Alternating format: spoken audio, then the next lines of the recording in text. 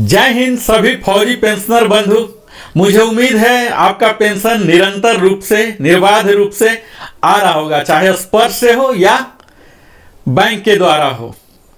आज एक खुशखबरी लेके आया हूं OROP 3 का धमाका। आप सब इससे अब तक धमाका की गूंज आप तक पहुंच चुकी होगी। आज उस धमाका में एक और बेहतर माइलस्टोन तय किया है, क्योंकि DSW ने अपना पॉलिसी लेटर जारी कर दिया था और उसी पर आधारित PCDA प्रयागराज ने सर्कुलर भी जारी कर दिया। तो यह हम लोग के लिए बड़ा ही खुशखबरी है।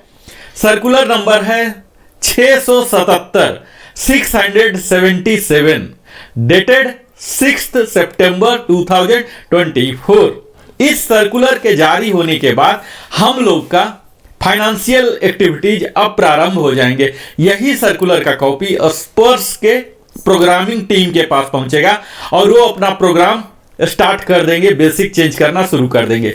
यही सर्कुलर CPPC के पास जाता है, वहां के लोग उनके बैकएंड से उस प्रोग्राम को, उस बेसिक को रिवाइज करना शुरू कर देंगे। यही DPDO के पास जाएंगे या और भी पोस्ट ऑफिस और भी कोई PDA हैं, पेंशन डिसबर्सिंग एजेंसी, इन सब के पास सर्कुलर जाएगा और उनकी कार्रवाई प्रारंभ हो जाएगी। यानी कि अब हम लगभग 100% उम्मीद कर सकते हैं कि सितंबर माह का जो हमारा पेंशन आएगा वो OROP 3 से के कारण बढ़ा हुआ आएगा और जुलाई और अगस्त माह का एरियर के साथ आएगा। यह भी संभव है कि जुलाई और अगस्त माह का जो 2 महीने का एरियर है, यह सितंबर माह में ही, बीच में ही उसके सैलरी से पहले भी पेंशन क्रेडिट की जा सकती है। ऐसी भी कयास लगाई जा रही है। तो हम सबों के लिए यह सचमुच एक बड़ा खुशखबरी है। ये अलग बात है कि हमारे लिए कितना कम मात्रा में आया, ज्यादा मात्रा में आया, कितनी विसंगतियां आई, ये सब अलग है। तत्काल मैं इस वीडियो में, मैं जैसा कि आप देख पा रहे होंगे, अगर मेरे चैनल को आप फॉलो कर पा रहे होंगे तो देख पा रहे होंगे कि मैं डिटेल्ड वीडियो बनाता हूं और यह वीडियो भी थोड़ा लंबा होने वाला है, जहां की आपको धैर्य रखने की आवश्यकता होगी। कई लोगों का कंप्लेन होता है कि लंबा है, तो उसके लिए मैं क्षमा प्रार्थी हूं, क्योंकि छोटा वीडियो मुझसे बन नहीं पाता और लंबा वीडियो ही मैं बनाता हूं। ये डिटेल्ड वीडियो है, हर रैंक का मैं डिटेल्ड वीडियो बनाया हूं और इस वीडियो में आप पाएंगे सूबेदार मेजर साहब, जो कि हाईएस्ट रैंक होते हैं OR में, JCO में, उनके सूबेदार मेजर के ACP rank, honorary lieutenant, honorary captain और हमारे NC बंधु, इन 5 रैंक का मैंने यहां जिक्र करूंगा डिटेल्ड।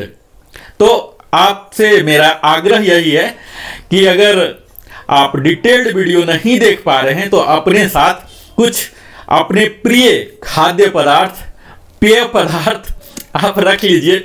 आप समझ पा रहे होंगे कि मैं क्या कहना चाह रहा हूं।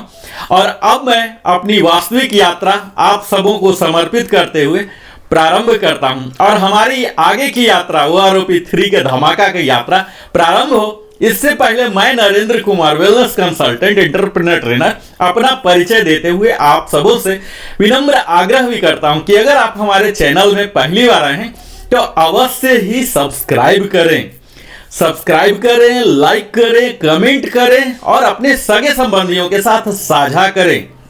और अगर आपके पास कोई सजेशन है, कोई शिकायत है, कोई समाधान चाहते हैं, आप कमेंट के जरिए लिखिए। मैं यथाशीघ्र आपको समाधान देने का, बताने का, सूचित करने का प्रयास करूंगा। आप अपना मोबाइल नंबर भी दे सकते हैं ताकि मैं, अगर संभव हो सके तो मैं कॉल बैक करके आपको बता सकूं।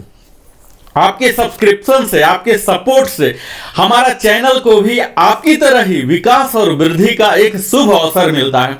तो मैं उम्मीद करता हूं कि आप हमें सपोर्ट करेंगे और हम आपके लिए एक बड़ी सी बड़ी टीम लेके, जो कि बेहतर एडिटिंग कर सके, ज्यादा से ज्यादा प्रामाणिक अध्ययन कर सके और फिर मैं आपको वह जानकारी जो आपको सुदृढ़ बनाए, सशक्त बनाए, जो आपको बेहतर नॉलेजेबल बनाए, इसके लिए करें। और मैं फिर से क्षमा प्रार्थी हूं, हमारा वीडियो थोड़ा सा लंबा होने जा रहा है क्योंकि यह एनालिटिकल वीडियो है। तो आइए अब मैं प्रारंभ करता हूं इस वीडियो का प्रमुख हिस्सा से।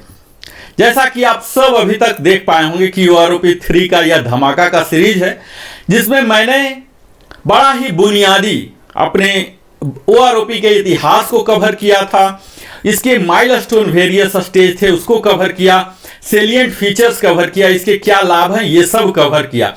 तो यहां मैं ये जस्ट एक रिकैप के तौर पर मैं दिखाना चाहूंगा।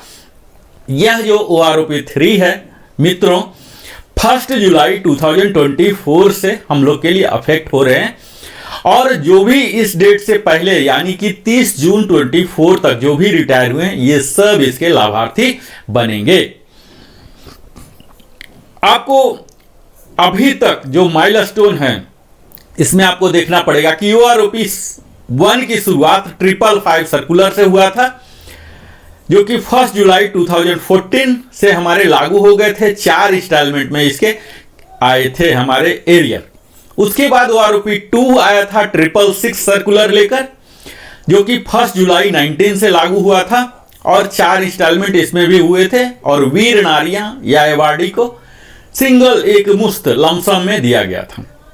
चौथा जो अभी है माइलस्टोन अप्रूवल, OROP 3 को कैबिनेट से अप्रूवल मिल गया था, MOD से नोटिफिकेशन कर दिया गया, इसके फाइनेंस डिवीजन ने अप्रूव कर दिया, DSW ने विस्तार में टेबल जारी कर दिया, और अब सर्कुलर भी जारी हो गया। ऐसी कयास लगाई जा रही थी कि 555, 666, 777 आएगा, पर 777 नहीं 677, सिर्फ 1 लेटर का अंतर है। यह सर्कुलर याद रखिए, 677 यही सर्कुलर जो कि 6 सितंबर के 24 का डेटेड है, इसी से हमारा अब आगे का पेंशन का बेसिक पेंशन वो तमाम प्रकार की ये सब रेगुलेट होंगे। जैसा कि अब मैंने बताया है कि एरियर शीघ्र ही आप उम्मीद कर सकते हैं, बिफोर सितंबर एंड, मिड में भी हो सकते हैं और पेंशन के साथ भी हो सकते हैं।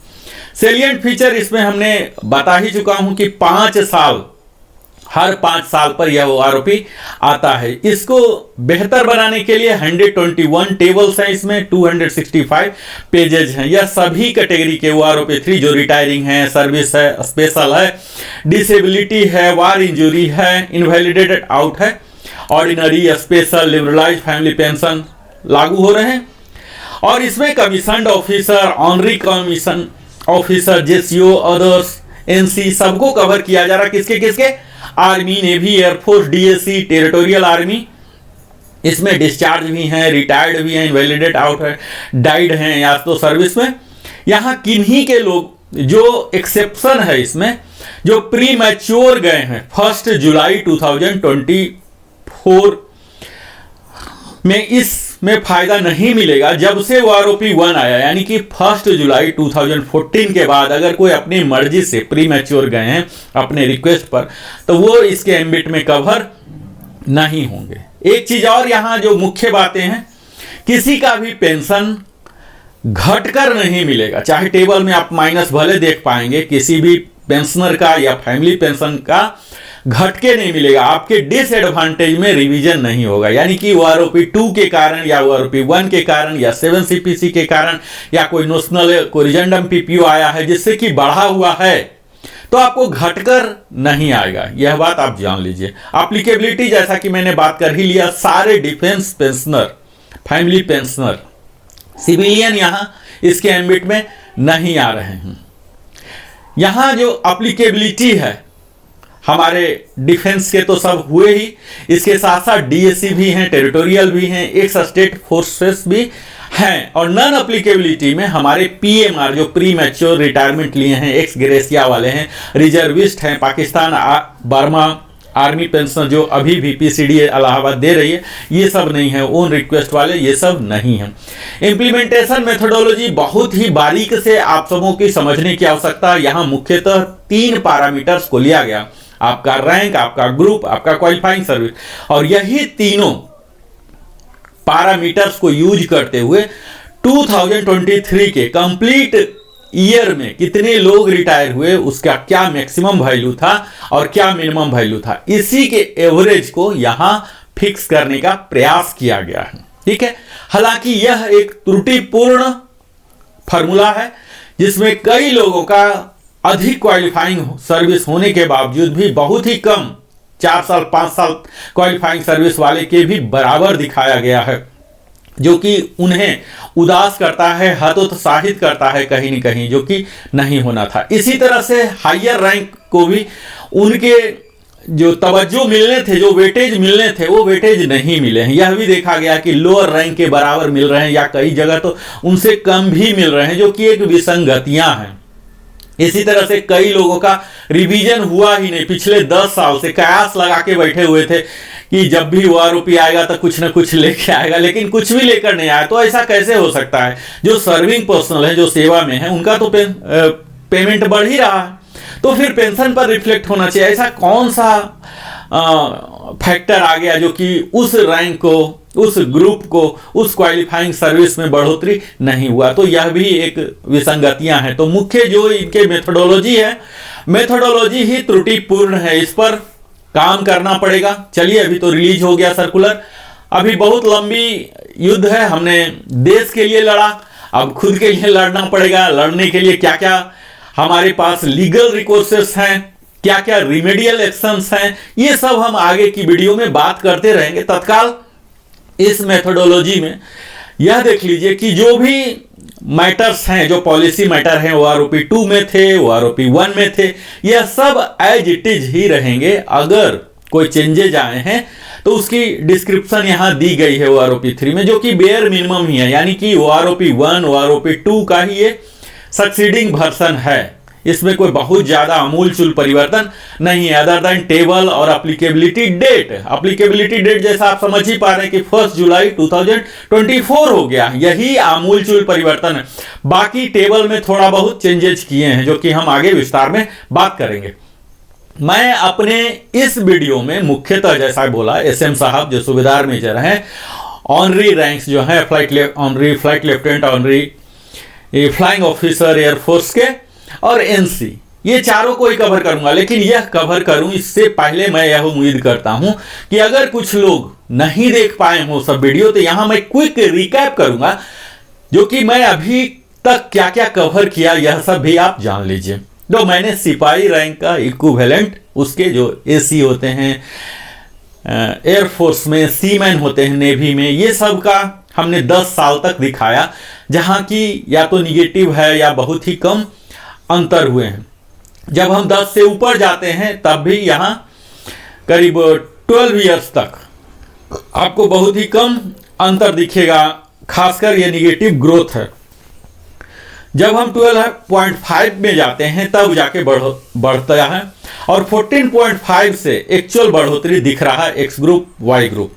आप अगर इस कैटेगरी से बिलोंग करते हैं, इस रैंक में अभी रुचि रखते हैं, इस रैंक से ही रिटायर हुए हैं, तो इस स्लाइड का आप स्नैपशॉट ले लीजिए। मैंने अपना तस्वीर काफी छोटा कर लिया है, आप बड़ा से बड़ा टेबल का हिस्सा ले सकते हैं और अपना देख सकते हैं कि आपका क्वालिफाइंग सर्विस क्या है। यहां मैं संक्षेप में आपको बता दूं कि क्वालिफाइंग सर्विस का राउंडिंग ऑफ किस तरह से होता है। आप यहां देख पा रहे हैं 10.5 ईयर्स। 10.5 ईयर्स में वे लोग कवर होंगे जो कि 10 से ज्यादा हुए हैं, सिर्फ 10 से ज्यादा नहीं, 10 years 3 months, 10.3, 10 months, 10 years 3 months अगर किन्हीं का हुआ है और उससे एक दिन भी ज्यादा है तो 10.5 में आएंगे। और इसी तरह से 10 ईयर्स 9 मंथ्स तक भी अगर हैं तो 10.5 में 10.6 में ही कहलाएंगे। ठीक है, यानी कि यह कहने का 6 महीने का ब्रैकेट है, लेकिन अगला 3 महीना जो है उससे एक दिन भी ज्यादा होगा तो आप ऊपर वाले में चले जाएंगे। ठीक है, इस तरह से ही इसका फिलॉसफी लिया गया है। सपोज कोई अगर 9 ईयर्स और 10 मंथ्स किए हैं तो उनका 10 में होगा। 3 महीने के ब्रैकेट से अगर एक दिन भी आपका ज्यादा हो रहा तो आपको एडवांटेज दिया जाएगा, और 3 महीने से अगर कम आ रहे तो फिर नीचे वाले ब्रैकेट में आएंगे। तो यह फिलॉसफी है राउंडिंग ऑफ क्वालिफाइंग सर्विस। यहां आप ग्रुप देख रहे होंगे, अभी तक आपने अगर सेवा में पिछला 20 साल 25 साल रहे हैं, छोड़े हैं, तो आपको पता होगा कि पहले क्या क्या ग्रुप होते थे।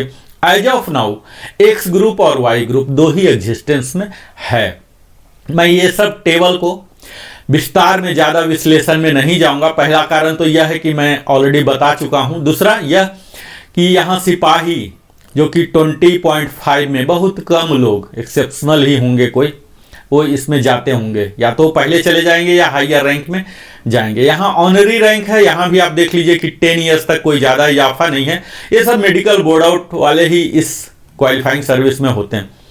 यहाँ मुख्यतः 14 से 15 से जाना शुरू करेंगे, नेवी में 15 से जाना शुरू करते हैं, जो कि अच्छा खासा यहाँ दिख रहा है इजाफा, एक्स में भी और वाई में भी। आप यहाँ देख पाएंगे, मैं इस डिटेल्ड वीडियो में OROP 3 माइनस OROP 2 किया हूँ। यहाँ डिफरेंस दोनों एक्स वाई ग्रुप को दोनों साथ साथ लेके चला हूँ। यहाँ आप देख लीजिए कि सारे वैल्यू एक्स और वाई के लिए सेम लेके चला गया है ऑनरी नायक के लिए।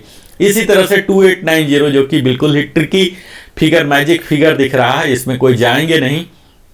यहाँ आप नायक जो कपल होते हैं या लीडिंग सीमैन कह सकते हैं नेवी में, यहाँ 10 साल तक, बाकी पूर्वत जो टेबल था उसमें भी यही चीज था, निगेटिव वैल्यू था। यहाँ भी 10 साल तक निगेटिव वैल्यू ही दिख रहा। 10 के बाद भी यहाँ नायक में 17 साल तक भी अगर कोई गए हैं एक्स ग्रुप में तो माइनस ही है, और यहाँ पॉजिटिव हुए हैं वाई ग्रुप में 16.5 से। तो आर्मी के अधिकतम लोग इस ब्रैकेट में जाते हैं, 17 से स्टार्ट हो जाता है उन लोग का, तो 1381 स्टार्ट हो रहा है, जो कि अच्छा खासा है।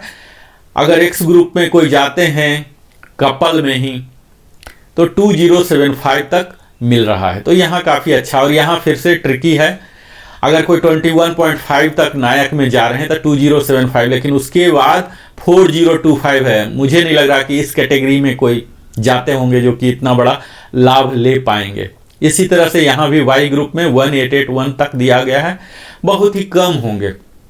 ऑनरी हवलदार के लिए भी इसी तरह से 10 तक में माइनस है, तो माइनस वैल्यू पर मैं विस्तार में बिल्कुल ही बात ही नहीं करूंगा क्योंकि माइनस तो होगा नहीं, उनको फिर OROP 2 का मिलेगा। ऑनरी हवलदार में भी यहाँ देख लीजिए कि 17.5 से पॉजिटिव होता है। वाई ग्रुप में शुरू से ही थोड़ी थोड़ी बढ़ोतरी है, और यहाँ 16.5 में जाकर 4 डिजिट में बढ़ोतरी प्रारंभ हो जाता है।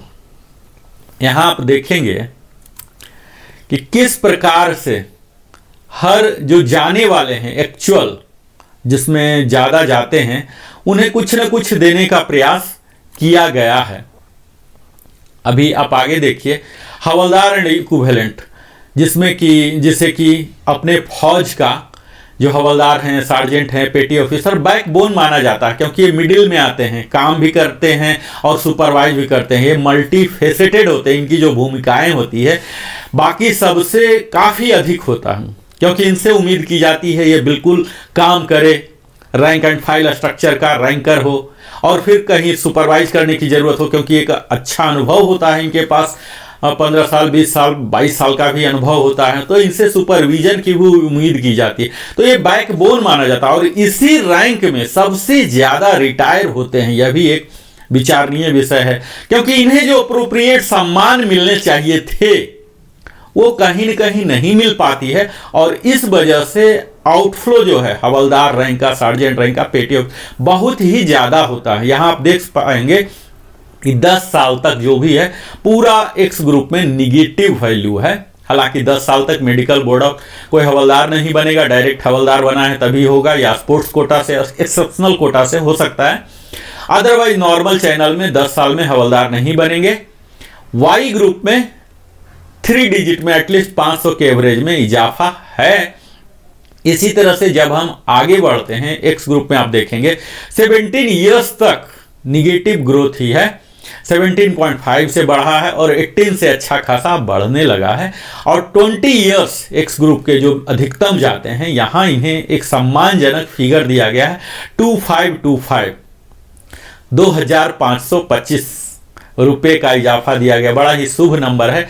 तो 20 में ही जाते हैं, तो यहाँ जो भी 20 वाले हैं सार्जेंट, इनके लिए बहुत एक नायाब तोहफा मान सकते हैं। और इसके ऊपर DA भी आएगा, और शीघ्र ही 8 CPC भी आ रहा है, तो काफ़ी बेहतर कहा जा सकता है। अगर 53% भी DA इसके ऊपर रख लें तो यह फिगर 4000 से ज़्यादा होने वाला है। इसी तरह से वाई ग्रुप के लिए भी सब के लिए कुछ न कुछ दिया गया है। यहाँ तो आप देख लीजिए 13.5 में 2794 दिया गया है। 15 में 206 दिया गया है। यहाँ थोड़ी सी कमी हुई है इनकी भी, और इनके भी अगर 20 ईयर्स में आर्मी जाते हैं, ऐसे 20 नहीं जाते हैं लोग, 24 में जाते हैं, अगर कोई 20 में जा रहे हैं तो 2756 इन्हें भी काफ़ी अच्छा सम्मानजनक फिगर दिया गया है। तो यह तो हवलदार के हो गए। इसी तरह से जैसे हवलदार में कई लोग 24 में जाते हैं आर्मी में अधिकतम, और वाई ग्रुप के होते हैं, तो इन्हें अच्छा फिगर मिला, 2506 मिला है। और उससे भी ऊपर अगर जाते हैं, जो कि अगला रैंक नायब सूबेदार नहीं बन पाए, हवलदार ही हैं, तो 2618 है। और इसके बाद तो 3325 भी है, 25.5। हालांकि वहाँ की पॉलिसी ऐसी होती है 24 में ही जाना पड़ेगा इन्हें, या तो नायब सूबेदार बन जाएं या तो चले जाएं। इस तरह कई पॉलिसी, उस पॉलिसी मैटर पर मैं तत्काल बात करने के मूड में नहीं हूँ। मैं अभी ये बात करूँगा कि क्या क्या डिफरेंस है। तो एक्स ग्रुप में 21 साल के 2000 डिफरेंस हो रहे, 21 एंड 6 महीने में 2000 का डिफरेंस है। और उसके बाद सेंट्रली इन्होंने पूरे 28 साल जो मैक्सिमम है 1675 का दिया है। तो यहाँ काफ़ी कहा जा सकता कि हवलदार को मिला है, स्पेशली वाई ग्रुप को तो और भी बेहतर मिले हैं। हालांकि इसके विसंगतियां की बात करें तो पूरा 10 वीडियो भी बनाऊं विसंगतियां पर, तो बहुत ही कम पड़ेंगे। लेकिन यहाँ सिर्फ विसंगतियां को लाना नहीं, हमारा मुख्य काम इस वीडियो के द्वारा यह है कि उस टेबल को एज इट इज आपको विश्लेषण करके बताया जा सके, क्योंकि यह ओआरओपी अपने आप में एक जटिल विषय है। इस फौजी पेंशनर को समझना, जो फौज में होते हैं उनके भी बस की बात नहीं होती है, वहाँ के अकाउंट ऑफिसर भी। और यहाँ तो सारे सर्विसेज हैं, आर्मी के इतने वास्ट रेजिमेंट हैं, रैंक हैं, उनके स्ट्रक्चर हैं, अलग अलग पॉलिसी, टर्म एंड कंडीशन है, प्रमोशन पॉलिसी अलग अलग रेजिमेंट टू रेजिमेंट हो जाते हैं। फील्ड में पोस्टिंग हुआ तो क्या प्रमोशन एक्सपेक्ट हो जाएंगे, अगर हेडक्वार्टर में रहा तो क्या हो जाएंगे। तो इस तरह से तमाम वो सब इफेक्ट आ जाते हैं। तो ये सब जो डीएसडब्ल्यू में बैठे हुए हैं या जो हमारे रिप्रेजेंटेटिव हैं, इनकी बस की बात नहीं है। ये सब हम अपने ही कंडीशन का जो है हम ही समझ पाएंगे, हमारे अलावे हमारा दर्द कोई और समझ नहीं पाता। ये हमारी इसमें कमियां हैं। अब इसके लिए तो यही होना चाहिए था कि हर ग्रुप से, हर रैंक से रिप्रेजेंटेटिव होने थे। पर आपको मालूम है कि रिप्रेजेंटेटिव कौन होते हैं, जो सीनियर ऑफिसर्स होते हैं, उनके तो नीचे के बारे में पता ही नहीं होता कि क्या क्या प्रमोशन प्रोस्पेक्ट हैं, किस आधार पर ये किया गया है। तो ये कमियां हो जाती है, कहीं न कहीं कम्युनिकेशन गैप हो जाती है, जो एक्चुअल समस्याएं हैं वो ऊपर तक नहीं जा पाती है। और यहाँ जब फाइनल मिनिस्ट्री लेवल या नीति तक होती है, बहुत बड़ा गैप हो जाता है। उसी की वजह से यहाँ आप देख पा रहे हो कि ऑनरी नायब सूबेदार जो हवलदार के बाद यहाँ 10 साल तक बिल्कुल ही निगेटिव ग्रोथ है। हालांकि वाई ग्रुप में थोड़ा सा इन्हें 3 डिजिट में मिला है। इसी तरह से ऑनरी नायब सूबेदार में भी 17 ईयर्स तक निगेटिव ग्रोथ है एक्स ग्रुप में, और उसके बाद थोड़ा सा मिलना शुरू हुआ, वाई ग्रुप में है। अब हम देखेंगे ऑनरी नायब सूबेदार का आगे वाला। आगे में देखिए, आप 20 साल से जाने के बाद आपको एक सम्मानजनक मिलता है। हालांकि ऑनरी नायब सूबेदार बहुत ही कम होंगे और इन्हें काफ़ी मात्रा में दिया गया, 3790 दिया गया है। ऐसे बहुत कम होंगे कि इतना हायर सर्विस लेके। और वाई ग्रुप में भी अच्छा खासा इजाफा दिया गया है। ये आर्टिफिसर 3-1 है, जो कि नेवी में होते हैं।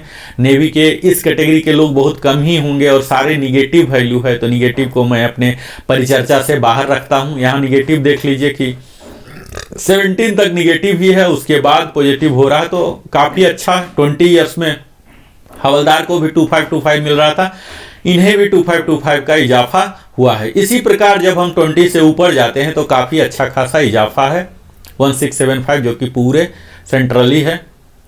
यहाँ हमने विस्तार वीडियो, अपना पिछला वीडियो ही नायब सूबेदार एंड इक्विवेलेंट का बनाया था, जहाँ आप देख पा रहे होंगे कि 10 साल तक बिल्कुल ही निगेटिव ग्रोथ है। लगभग दोनों साइड ही है निगेटिव ग्रोथ। तो निगेटिव ग्रोथ को बात नहीं करना। यहाँ निगेटिव ग्रोथ 20 ईयर्स तक नायब सूबेदार के लिए, जेडब्ल्यू के लिए, यानी कि 20 ईयर्स में अगर कोई बन गए हैं और तब गए हैं तो उन्हें कुछ भी फायदा नहीं हो रहा है। वाई ग्रुप में हल्का सा फायदा दिख रहा है, 15 साल के बाद फायदा होना शुरू हो जाता है, जो कि 950, 1250 भी है 18 ईयर्स का। तो इस तरह से हुआ है। अब इसके ऊपर जब जाएंगे नायब सूबेदार जेडब्ल्यू, जो ज़्यादा सर्विस करके, यानी कि 20 से ज़्यादा वाले ही होते हैं यूजुअली, क्योंकि अगर प्रमोशन लेना है तो इतना सर्विस करना पड़ेगा, तो 20 से ऊपर स्पिल ओवर ऑलमोस्ट सब हो जाते हैं। तो यहाँ आप देख लीजिए कि तब यहाँ फायदा होना शुरू हो गया है। एक्स ग्रुप में काफ़ी अच्छा है, 1775 करके 2950 है 24 साल में, जो कि अधिकतम जाते होंगे आर्मी के। फिर 3125 भी है। इसी तरह से डिफरेंस आप देख पाएंगे वाई ग्रुप में भी। वाई ग्रुप में भी अच्छा है, 2000 है, 2075 है, 3050 भी है 27 ईयर्स में। तो कोई एक ऐसा सैंपल इन्हें मिला होगा जो कि 27 साल की सर्विस पूरा करके वाई ग्रुप में गया होगा। अच्छा सैंपल इनको मिला है 27 में, और फिर उन्हें उसका फायदा मिल गया। तो ये एक विसंगतिया का रूप है कि जहां सैंपल मिल गया वहां इन्होंने बढ़ा दिया, जहां सैंपल नहीं मिला या कम मिला तो वहां नहीं बढ़ाया। बढ़ाना घटाना ये हमने सेवा दिया है, अपने राष्ट्र को अपना भरपूर जीवन समर्पित किया है, इसके लिए पेंशन दिया जा रहा है। अगर पेंशन का प्रावधान नहीं होता, इतनी सुविधाएं नहीं होती, समाज में हमें सम्मान नहीं मिलता, तो शायद हमारा निर्णय कुछ और होता, कुछ और कैरियर में हम लोग जाते। अगर आज भी डिफेंस फोर्सेस में लोग जाते हैं तो इसकी सुविधा उन्हें कहीं न कहीं अट्रैक्ट करती है। उनके जो परिवार के लिए जो सुरक्षा है, जो सारी सुविधाएं दी जाती है, यह भी कहीं न कहीं आकर्षण का केंद्र होता है। यह एक हमारे लिए मोटिवेटिंग फैक्टर होता है। बेहतर पेंशन हो, बेहतर सुविधाएं हो, बेहतर वेतन हो, ये सब तो इसे कायम रखें, तभी हम और भी बेहतर होने के लिए हमारे जो अगली पीढ़ी है यह भी प्रोत्साहित रहे, उत्साहित रहे। हमने पिछले वीडियो में सूबेदार एंड इक्विवेलेंट का वीडियो बनाया था, एक्सक्लूसिव वीडियो, जिसमें कि लोग जो ट्रोलिंग कर रहे हैं सूबेदार रैंक के नाम पर, वह ऐसा नैरेटिव है कि इनका बेड़ा गर्क कर दिया गया। OROP 1 में भी कुछ नहीं मिला, 2 में भी नहीं मिला, और 3 में भी कुछ नहीं। तो ये जो बेड़ा गर्क कर दिया गया, इस नैरेटिव कहाँ तक सत्य है, कहाँ तक झूठ है, इसे आप स्वयं देख लीजिए कि यहाँ 6 महीने से लेके 10 साल तक एक्स ग्रुप में पूरे निगेटिव ग्रोथ है, और इतना हाइयर निगेटिव ग्रोथ तो ये कैसे हो गया, घट कैसे गया। और वाई ग्रुप में अगर पॉजिटिव ग्रोथ है भी तो मात्र 3 डिजिट में है, हवलदार को 4 डिजिट में दिया जा रहा है। यहाँ क्या ऐसी परिस्थिति आ गई कि इतने छोटे छोटे दे रहे हैं। चलिए ठीक है, 10 साल को मैं छोड़ता हूँ सूबेदार, इसके आगे बढ़िए।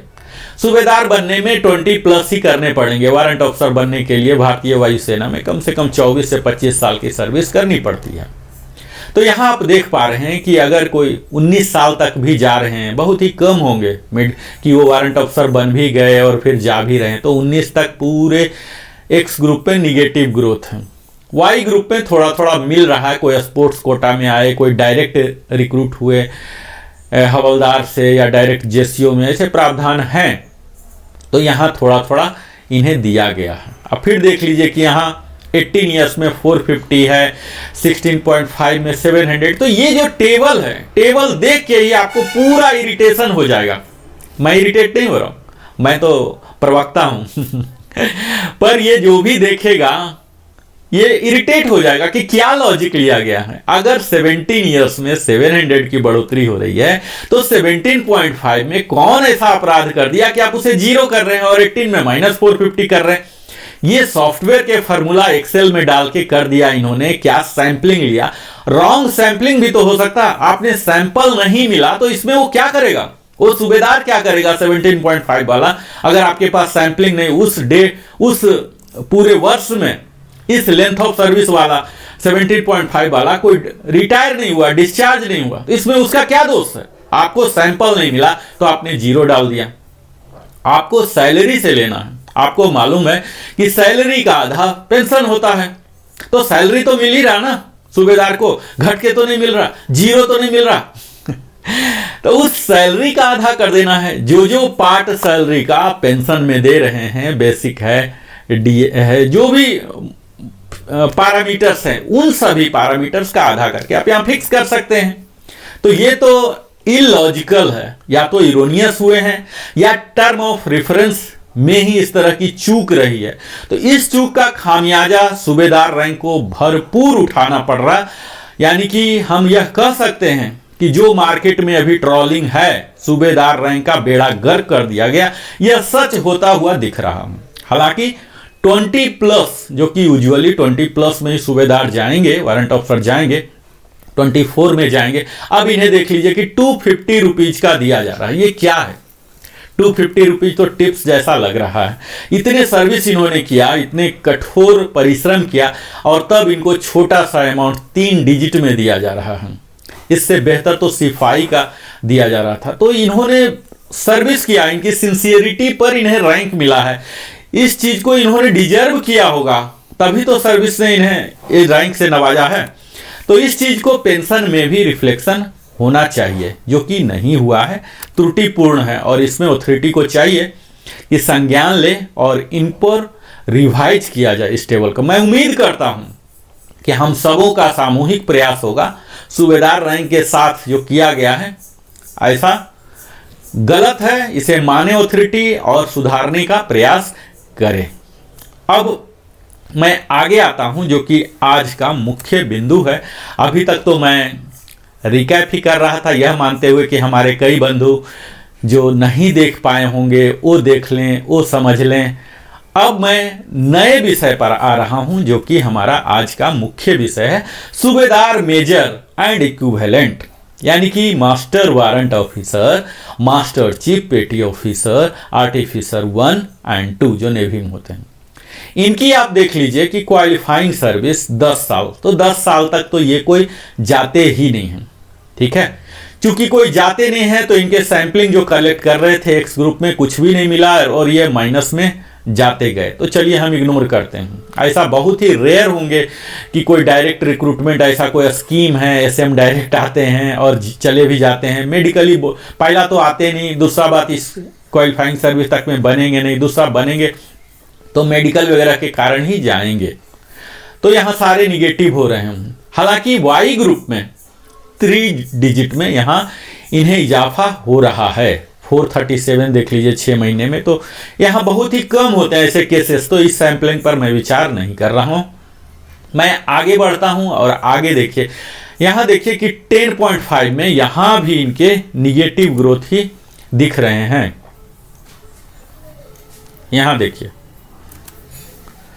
10.5 एक्स ग्रुप की अगर बात की जाए तो निगेटिव ग्रोथ ऑलमोस्ट 18 इयर्स तक है निगेटिव ग्रोथ। तो एक निगेटिव ग्रोथ ही पूरा है, तो निगेटिव पर मैं बात ही नहीं कर रहा हूं।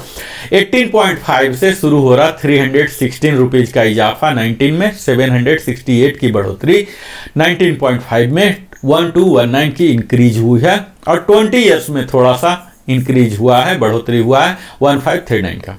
इसी प्रकार अब वाई ग्रुप में थोड़ा सा बेहतर स्थिति देख सकते हैं कि यहाँ निगेटिव के बजाय पॉजिटिव वैल्यू है। यानी कि वाई ग्रुप के कुछ ऐसे लोग हैं जो गए हैं और इन्हें सैंपलिंग मिला है, और हर जो बढ़ा हुआ अमाउंट है इसमें डिफरेंस देख रहे हैं, बहुत ही फ्रिक्वेंटली डिफरेंस।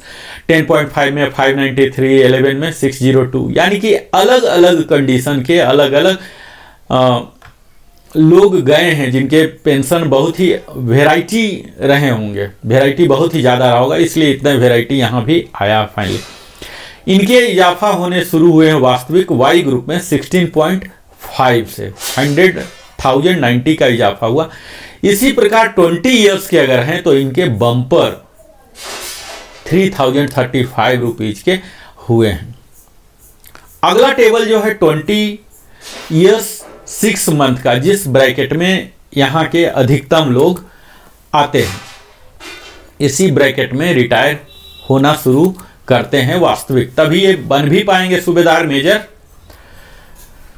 जो एवरेज केस ले रहा हूं, यहां आप देख पाइए कि एक्स ग्रुप का जो हम देख पा रहे हैं, आप यहां देखिए, ये काफी बेहतर है 20 इयर्स में, जो कि अब रिटायर हो रहे हैं। 20.5 के लिए 1562 है, 21 के लिए 1106 है, 21.5 के लिए 15 है। तो यहां आपको काफी डिफरेंस दिखेगा। 23 के लिए अगेन ये बड़ा ही डिस्करेजिंग है कि 22.5 तक के लिए 1050 है, और उससे अगर आपने ज्यादा सर्विस किया 23 से, जो कि यहां इसी ब्रैकेट में ऑलमोस्ट यही जो ब्रैकेट है इसमें लोग जाते हैं, और यहां बहुत ही कम कर दिया गया है। ये देखिए, यहां आप देखेंगे टोटल निगेटिव वैल्यू में कर दिया गया है।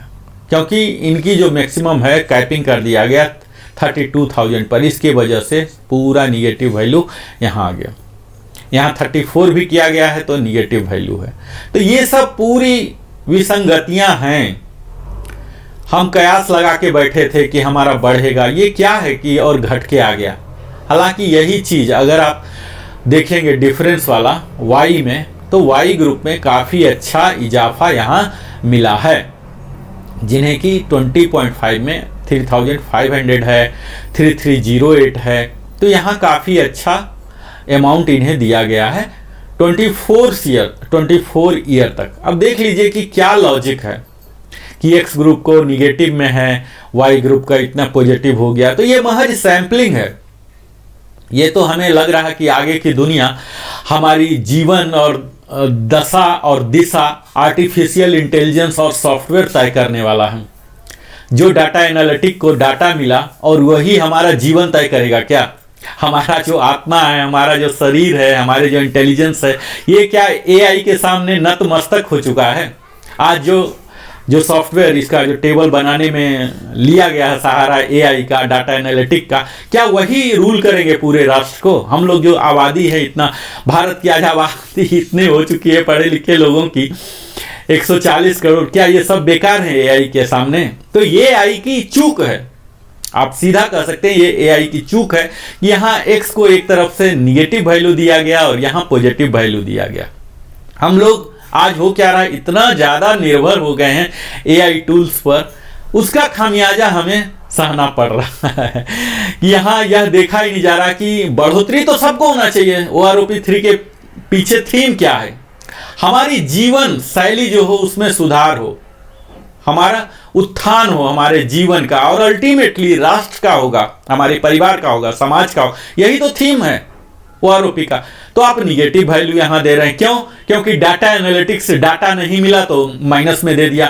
किसी ने मैनुअल इसे वेटिंग करने का कोशिश किया, किसी ने इसे मैनुअल प्रूफ रीडिंग करने का प्रयास किया। जो भी टेबल आया जनरेट हो गया, 121 टेबल DSW ने रिलीज कर दिया, PCDA ने भी 677 सर्कुलर जनरेट कर। क्या आदमियों के लिए, क्या आदमी की इंटरफेरेंस नहीं चाहिए?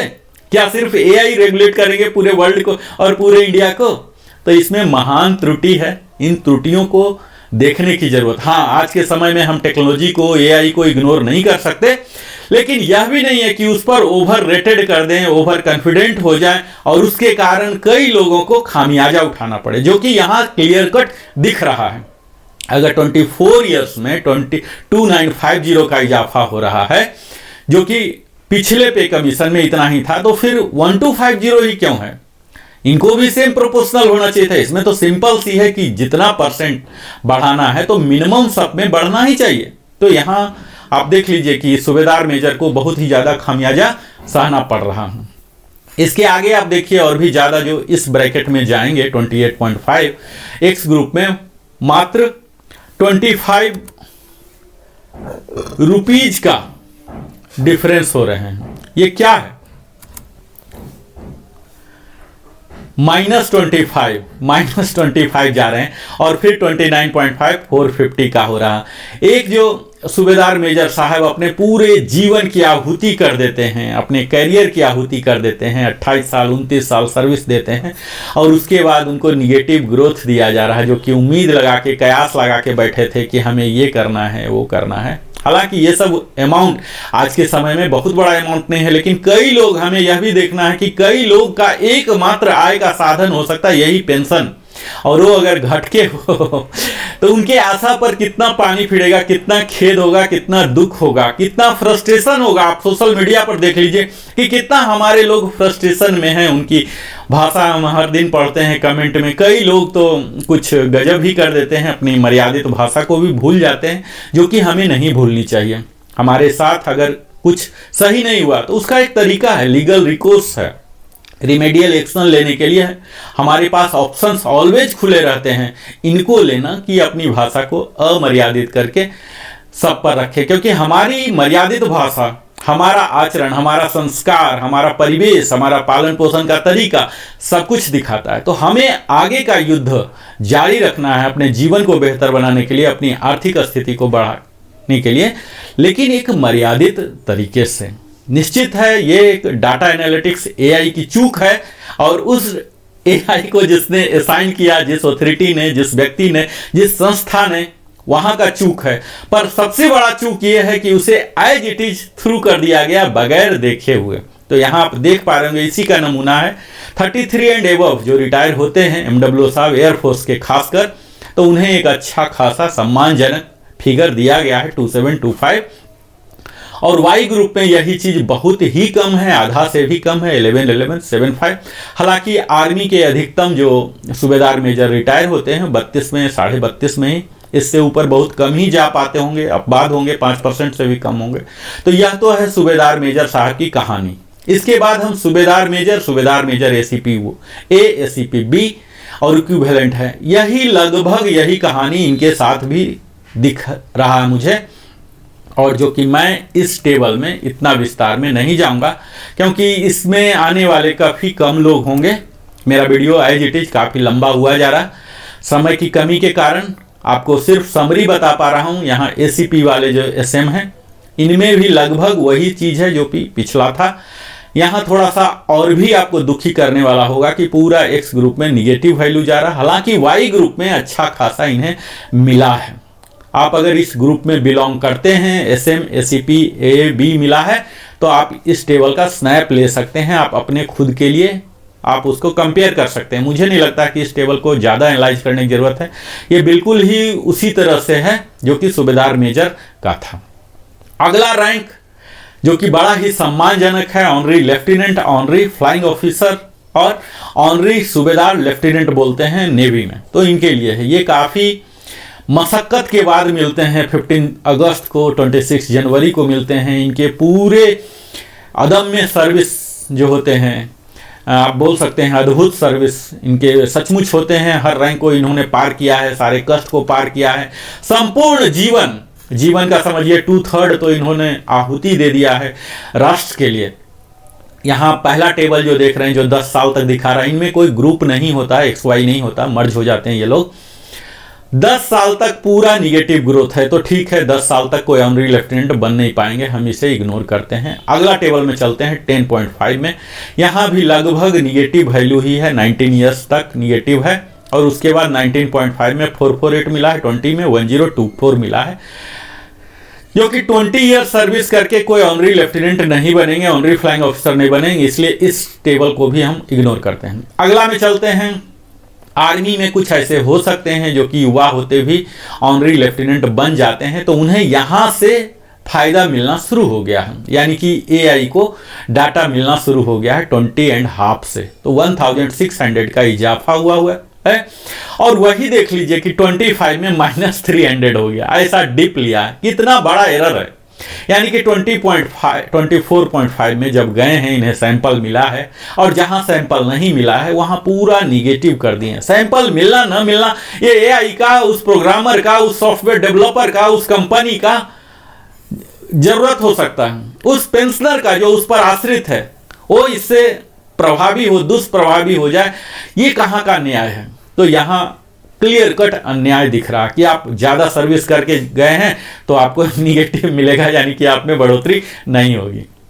यहाँ आप देख पाएंगे आमूल चूल परिवर्तन जो है, जो 33 साल और उससे ज़्यादा का, यहाँ काफ़ी अच्छा बढ़ोतरी हुआ है। हालांकि आर्मी में 33 साल और उससे ज़्यादा करके नहीं, 32 ही इनका कट ऑफ होता, अगर मैं बिल्कुल सही हूँ तो आप लोग हमसे बेहतर जज कर सकते हैं। तो 33 साल एंड एबव एयरफोर्स के जो भी ऑनरी फ्लाइंग ऑफिसर हैं उनके लिए बोनांजा कह सकते हैं, जहां की 46300, 5100 और 32 से ऊपर 32.5 और उससे ऊपर ही कह लीजिए, पूरे का हो रहा 46300। तो यहाँ काफ़ी बेहतर इजाफा है। इन्हें सम्मानजनक अपने मेडिकल के लिए, ECHS के अलावे भी अपने पोते पोतियों के लिए बेहतर ध्यान रख सकते हैं, एक सम्मानजनक स्थिति रख सकते हैं, और एक प्रेरणा के स्रोत बन सकते हैं उस युवा के लिए जो कि भारतीय सशस्त्र सेना में ज्वाइन हो और उसे लगे कि नहीं, हमें उस उच्च पद तक जाना है, HFO, HFL तक जाना है, उसके लिए वो प्रेरित हो। तो यहाँ उनके पेमेंट, उनके रहन सहन की शैली, बात विचार की शैली दूसरे को प्रेरित करेगी। लेकिन वहीं जो आर्मी के हमारे फौजी बंधु हैं, अगर वो 28 से 30 तक में अगर बने हैं एचएफ ऑनरी लेफ्टिनेंट तो उनके लिए कुछ ज़्यादा कुछ नहीं है। इनके लिए 31 साल के बाद शुरू हुआ है 1425। तो यहाँ भी आप विसंगतियाँ कह सकते हैं कि मात्र 31.5 साल का, यहाँ तक कि 32 साल का 1425 दे रहे हैं और 32 से ऊपर 51 दे रहे हैं। इतना ज़्यादा बदलाव तो ये निश्चित कहीं न कहीं फ्रस्ट्रेशन का कारण बन सकता है। इस पर ध्यान देने की आवश्यकता है। मैं अगला टेबल में जाता हूं जो कि हमारे हाईएस्ट रैंक हैं, हमारे सशस्त्र सेना के जेसीओ रैंक में हाईएस्ट रैंक माने जाते हैं honorary captain, honorary flight lieutenant या नेवी के ऑनरी लेफ्टिनेंट। बड़े ही मुशक्कत, अगर इन्होंने पहले एचएफओ बना, उसके बाद कोई 26 जनवरी 15 अगस्त आता है, तब जाके इनको ऑटोमेटिक मॉडिफाई कर दिया जाता है, ऑनरी कैप्टन या ऑनरी फ्लाइट लेफ्टिनेंट में प्रमोट कर दिया जाता है। तो ये बहुत ही महज संयोग होता है, बहुत ही बिरले ही लोग, बहुत कम लोग बन पाते हैं। अब यहाँ भी देख लीजिए कि जो एचएफओ के साथ हुआ वही एचएफएल के साथ भी यहाँ हो रहा। 10 साल तक कोई बढ़ोतरी नहीं, हम विचार नहीं करते हैं क्योंकि इस कैटेगरी में फॉल नहीं हो रहे हैं कोई। यहाँ भी आप देख लीजिए कि 19.5 में 448 हुआ है, 20 में हुआ है थोड़ा सा बढ़ोतरी 1000 का लगभग 1024 रुपया, और इसके बाद असली इजाफा 20 ईयर्स के बाद अगर कोई गए हैं, यहाँ भी ठीक वही कहानी है। 23 साल में 0 है और उसके बाद आगे बढ़ रहे हैं। तो 29.5 यहाँ आप देख लीजिए कि 29 वाले को मिला है, लेकिन 29.5 वाले ने पता नहीं कौन सा पाप कर दिया, इसे नहीं मिला है। तो यहाँ आर्मी के कुछ लोग ऐसे हो सकते हैं जो कि इस ब्रैकेट में भी रिटायर हुए हैं। असली जो आप यहाँ देख पा रहे हैं कि 32 साल करके अगर कोई ऑनरी फ्लाइट लेफ्टिनेंट रिटायर हुए हैं, हालांकि फ्लाइट लेफ्टिनेंट के केस में नहीं, ऑनरी कैप्टन के लिए हो सकता है जो कि अधिकतम है, 32 साल में ये लोग रिटायर होते हैं ऑनरी कैप्टन बनके। तो यहाँ इनको इजाफा नहीं मिल रहा है, 1050 का डिग्रेड किया गया है। 32 एंड ऊपर इसके लिए फिर मिला है 2625 का 33, यानी कि 32.5 से ही कह लीजिए 2625 इनका बेसिक 46300, यानी कि एयरफोर्स के जो एचएफएल हैं इनके लिए अच्छा बोनांजा कहा जा सकता है। 2625 सम्मानजनक जीवन जीने में इन्हें मदद मिलेगी। लेकिन उससे पहले जो आर्मी के लोग रहे हैं, यहाँ कहीं न कहीं मुझे लगता है कि न्यायपूर्ण टेबल नहीं है। अंतिम, मैं अब इस वीडियो का हिस्सा में आ गया हूँ, कितना लंबा हो गया मुझे मालूम नहीं, लेकिन आप यह देख पाइए इस वीडियो का अंतिम हिस्सा में आ गया हूँ जो कि हमारे एक महत्वपूर्ण अंग है, विशेषकर एयरफोर्स में या नेवी में भी कुछ होते हैं, आर्मी में तो शायद नहीं होते हैं। एनसी जो कि हमारे मुख्य कार्य को सपोर्ट करते हैं, कम्बटेंट नहीं है, लड़ाकू नहीं है, नहीं लड़ाकू होते हुए भी हमारे काफ़ी कार्यों को संभालते हैं, चाहे वो हाउस कीपिंग हो या एरिया क्लीनिंग हो, कई तरह की हमारी मदद करते हैं और तभी हमारा संस्था चल पाता है। उनके लिए भरपूर ध्यान रखा गया है इस OROP 3 में। 6 महीना से ही लेकर सब में सीधा बढ़ोतरी दिख रहा, 3 डिजिट में अच्छा खासा बढ़ोतरी। हमारे कई एनसी बंधु पूछ रहे थे कि हमारे लिए सर हुआ है कि नहीं, बताइए। तो आप एनसी महोदय जी यहाँ आप देख लीजिए, आपके लिए बहुत भरपूर ध्यान रखा गया है। 6 महीना से कहीं कोई निगेटिव वैल्यू नहीं है। आप जिस ब्रैकेट में आते हैं उस स्लाइड का आप स्नैप ले लीजिए और अपने लिए दिखाइए। यही एक एनसी ऐसा रैंक यहाँ दिख रहा है। हमें बड़ी खुशी हो रही है कि कम से कम हमारे एनसी बंधु को कहीं निगेटिव वैल्यू का सामना नहीं करना पड़ रहा, पूरा भरपूर मात्रा में 3 डिजिट, और 14 के बाद देखिए 1005 और 20 साल के बाद 1209 रुपया। तो एक बेहतर जिंदगी, सुविधा से भरी हुई जिंदगी हो, खुशी पूर्वक हो, परिवार के साथ गुजर बसर अब कर सकते हैं। थोड़ा सा बढ़ावा दिया गया है, अगर 20 के बाद वो गए हैं तो 1000 रुपया है। एनसी मात्र ही एक रैंक ऐसा है जिसे देखकर अपना दिल खुश हो जाता है। खासकर आप देखिए यहाँ जो 29 ईयर्स करके एनसी करके गए हैं, एनसी में भी अलग अलग कई रैंक होते हैं, लेकिन यहाँ टिंडल और ये सब डिस्क्राइब नहीं किया गया, सिर्फ एनसी रखा गया है। क्वालिफाइंग सर्विस दिया गया, इसमें कोई ग्रुप वगैरह होता नहीं चाहिए। इनमें भी इंटरनल प्रमोशन होते हैं।